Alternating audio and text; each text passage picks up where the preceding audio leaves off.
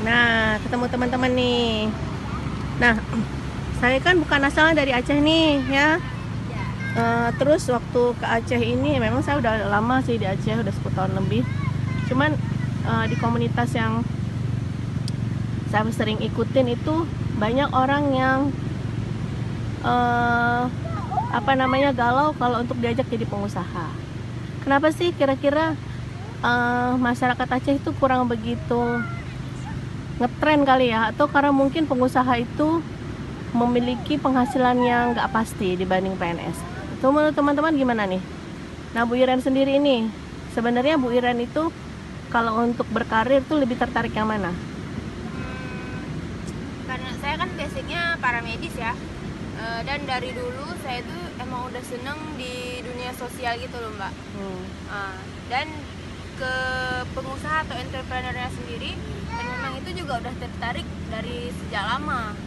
Dan alhamdulillah baru sekarang saya menemukan yang namanya komunitas di sini yang bisa membantu saya untuk meningkatkan kapasitas diri untuk menjadi pengusaha yang sesungguhnya. Dan menurut saya komunitas itu memang sangat dibutuhkan untuk seorang yang punya cita-cita menjadi pengusaha, bukan sekedar dagang saja. Jadi menurut Iren yang ketertarikan Iren sendiri itu adalah di bidang sosiopreneur, sosial dan entrepreneur. Nah, kalau untuk itu kira-kira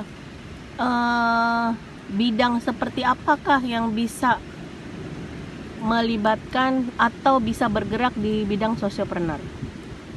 Kan nggak semua bidang mungkin, atau memang semua bidang bisa? Kesehatan bisa, kayaknya bisa sih. Kesehatan, pendidikan misalnya kan. Kalau sekarang kan Iren dan teman-teman itu adanya di bidang kesehatan ya, di BFLF. Oke.